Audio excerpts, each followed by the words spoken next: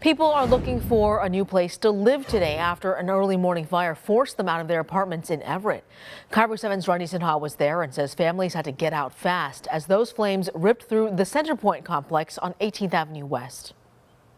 Well, if you walk into the parking lot here at the Centerpointe Apartments, you can see this response and some of the damage, but not the true extent of the fire damage.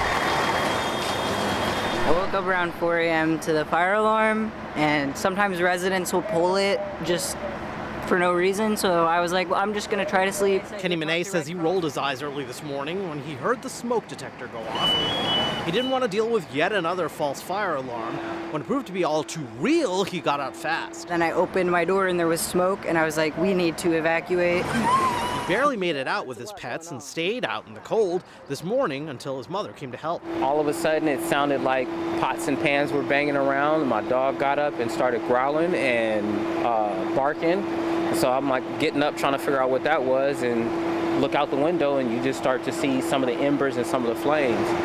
Jamar Montgomery also escaped the flames unharmed, but he says in daylight he saw just how bad the fire had been. Trying to grab my wife, grab my dog, and get out the house. And then we start to see, some of the it wasn't flames like just shooting up, but you could see, and then you started seeing just smoke pillowing out of that particular unit right there.